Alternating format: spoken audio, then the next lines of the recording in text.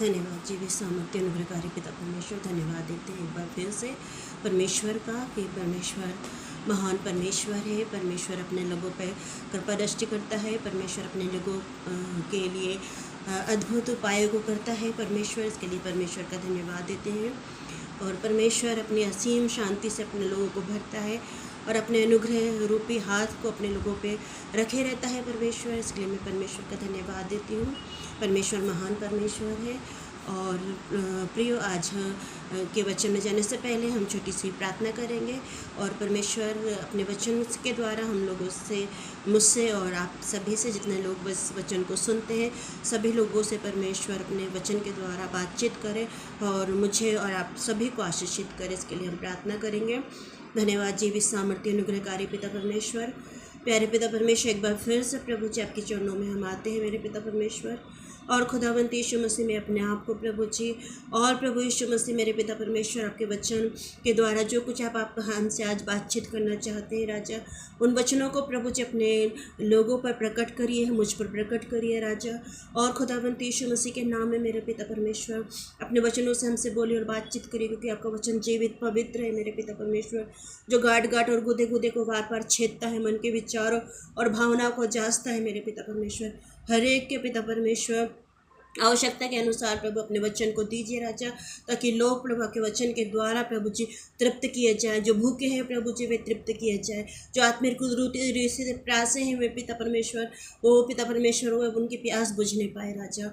ओ खुदावंत यीशु मसीह, हमारे शरीर के लिए जैसा प्यारे पिता परमेश्वर अन्य है राजा, वैसे ही पिता आत्मा के लिए आपका वचन है राजा, और उस वचन के द्वारा हमें तृप्त करिए मेरे पवित्र परमेश्वर पिता।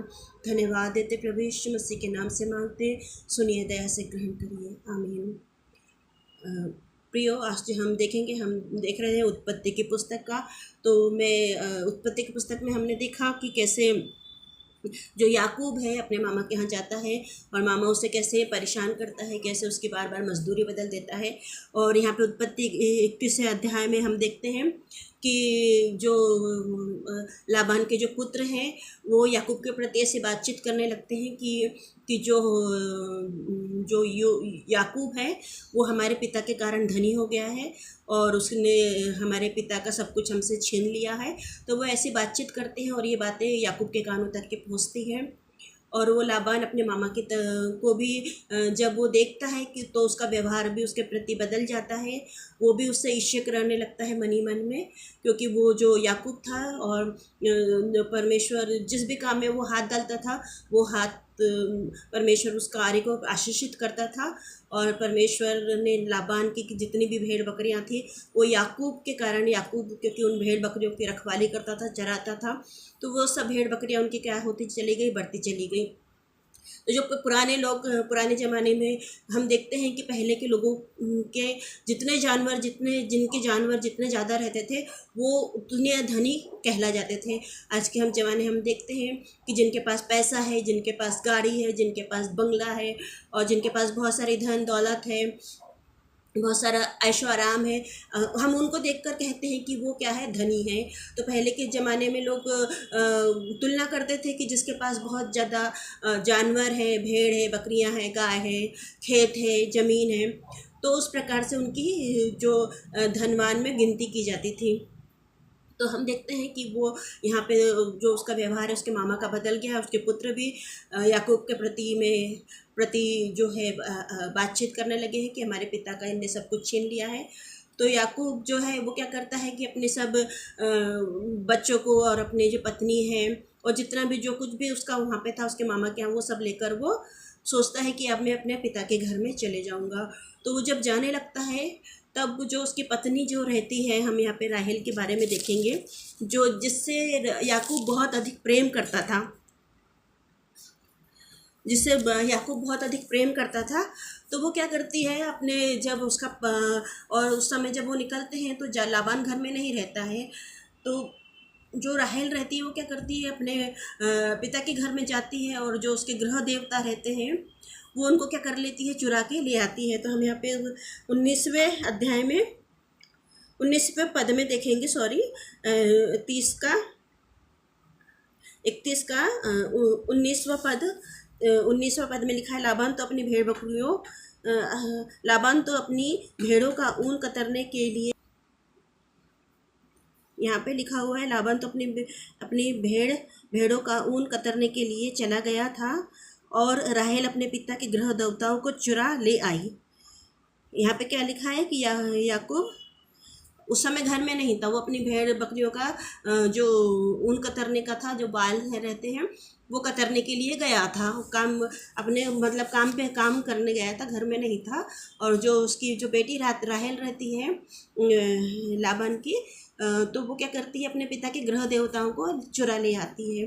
तो प्रियो, और जब ये चीज़ें उसको पता चलता है उस लाबान को कि मेरे घर से मेरे गृह देवता चुराए गए हैं, नहीं मिल रहे हैं, तो वो पीछे दौड़ता है याकूब के। जब याकूब रास्ते में रहता है और याकूब कहता है कि तू मेरा सारा सामान देख ले, अपने मामा से कहता है कि मैंने तेरा कुछ भी नहीं चुराया है, तू मेरी सारी चीज़ों को देख सकता है। तो वो सबके उसमें तंबुओं में जाता है और तंबुओं में जा के देखता है तो कुछ नहीं मिलता है। लेकिन जो राहेल रहती है वो क्या करती है, बैठी रहती है और ऊँट के ऊपर बैठी रहती है, और वो जब उसका पिता आता है तो उठती नहीं है, और वो अपने पिता से कहती है कि मैं ऋतुमती से हूँ, मैं स्त्री धर्म से हूँ। यहाँ पे लिखा हुआ है, यहाँ पे 35 पद में राहेल ने अपने पिता से कहा, हे मेरे प्रभु, इससे आप प्रसन्न ना हो कि मैं तेरे सामने नहीं उठी। वो कह रही है कि इससे प्रसन्न ना हो कि मैं तेरे सामने नहीं उठी, क्योंकि मैं स्त्री धर्म से हूँ। सो उसे ढूंढ करने पर भी गृह देवता उसको ना मिले। तब याकूब ने क्रोधित होकर लाबान से झगड़ने लगा और कहा, मेरा क्या अपराध है, कि मेरा क्या पाप है कि तुमने इतना क्रोधित होकर मेरा पीछा किया। और यहाँ पे हम देखते हैं, तूने जो मेरी सारी सामग्रियों को टटोल कर देखा, सो तुझको अपने घर की सारी सामग्री में से क्या मिला? कुछ मिला तो उसको यहाँ अपने और मेरे भाइयों के सामने रख दे और हम दोनों के बीच न्याय कर। यहाँ पे याकूब बोल रहा है कि जो कुछ यदि तेरे को मिला है, कुछ भी ऐसी चीज़ मिली है तुझे जो मैंने तेरे घर से चुरा के लेके आया है, तो वो क्या करे, यहाँ पे सबके सामने रख दे ताकि मेरे और तेरे बीच में न्याय हो। तो प्रियो, यहाँ पे हम देखते हैं जो राहेल रहती है वो अपने पुराने जीवन को लेकर वहाँ से निकल जाती है, अपने पिता के घर से। जो अपनी वो अपने पुराना वहाँ पे जो स्वभाव है, पुराना जो उसका वो था, जीवन था, जो पुराना जो जीवन था उसको वो लेके यहाँ पे आ रही है। जो पुरानी उसके जो है, जो अपने पिता के साथ में जो बचपन से रही वो, और जैसा उसने अपने पिता के साथ में जीवन को बिताया, तो वो सारी जो मतलब हम कहते हैं कि जो मतलब ऐसी चीज़ें जो उसके जीवन में एक रुकावट का कारण बनी, कि वो अपने पुराना उसका जो अस्तित्व था, जो पुराना उसका जीवन था, उसको वो छोड़ना नहीं चाह रही थी और उसको वो लेके जाना चाह रही थी अपने नए सफ़र में। अपना जब याकूब अपने पिता के घर में जा रहा है, जहाँ पे परमेश्वर ने उस परिवार से वायदा किया है कि मैं तेरे परिवार को आकाश के तिनकों की नाई अनगिनत बढ़ाऊँगा, और तेरे वंश के द्वारा सारे कुल और सारी जातियाँ क्या पाएंगी, आशीष पाएंगी। उस घर में वो जाने को निकली है। और हमें यहाँ पे देखते हैं कि वो झूठ बोल रही है कि मैंने गृह देवता नहीं चुराए हैं। यहाँ पे वो जो अपने पाप है, अपने पापों को मतलब वो छोड़ना नहीं चाह रही है। यहाँ पे हम देखते हैं कि वो अपने पापों को छोड़ना नहीं चाह रही है और उनको वो लेके चल रही है। वो जीवन को, पुराने जीवन को, पुरानी सोच को, पुराने विचारों को वो लेके चलना चाहती है, और वो चीज़ें परमेश्वर नहीं चाहता है कि वो लेके जाए वहाँ पे, लेकिन वो चीज़ें उसके साथ में वहाँ पे जा रही है। और हम देखते हैं कि जब वो वहाँ पे निकलते हैं तो हम आगे के यहाँ पे अध्याय में देखेंगे। और उत्पत्ति के 35 अध्याय में हम देखते हैं जब राहेल दूसरी बार गर्भवती होती है और उसको दूसरी बार गर्भवती होने के बाद वो पुत्र को जन्म देती है। यहाँ पे लिखा है, तब परमेश्वर ने याकूब से कहा, यहाँ से कूच करके बेतेल को जा और वही रहा और वहाँ ईश्वर के लिए एक वेदी बना जिसने तुझे उस समय दर्शन दिया जब तू अपने भाई यशो के डर से भाग जाता था। और यहाँ पे लिखा है कि जब उसी जगह पे एक फिर से परमेश्वर उसको याकूब को एक वेदी बनाने का बोल रहा है, जब वो अपने भाई एशौ से भागा था और जब एक पत्थर का तकिया बना के वो सोया रहता है और परमेश्वर वहाँ पे उसे दर्शन देता है और वो देखता है कि मैंने परमेश्वर के सिंहासन को देख लिया है, मैंने परमेश्वर के स्वर्गीय स्थानों को देख लिया है और वो तो परमेश्वर का ही स्थान है, वहाँ पे वो कहता है। तो उस स्थान को परमेश्वर से दिखाता है, तो परमेश्वर से फिर से कह रहा है कि वहाँ पे एक वेदी बना और उससे परमेश्वर स्मरण दिलाते हैं कि मैंने तुझे यहाँ पे एक दर्शन दिया था। और हम यहाँ पे देखते हैं इसके 16, 17 और 18 पद में देखेंगे। फिर उन्होंने बेतेल से कूच किया और एप्रता थोड़ी ही दूर रह गया था कि राहेल को बच्चा जनने की बड़ी पीड़ा हुई। यहाँ पे लिखा है कि राहेल क्या थी, गर्भवती थी उस समय जब वो कूच कर रहे थे और उसको बच्चा जनने की बड़ी पीड़ा उत्पन्न हुई। तब धाया ने उससे कहा, मत डर, अब की बार तो तेरा बेटा ही होगा। तब ऐसा हुआ कि वह मर गई और प्राण निकलते निकलते उसने अपने बेटे का नाम बेनोनी अर्थात शोक का पुत्र पर उसके पिता ने उसका नाम बिन्यामीन रखा। बिन्यामीन का अर्थात दाहिने हाथ का पुत्र बिन्यामीन रखा। यू राहेल मर गई और एप्राथ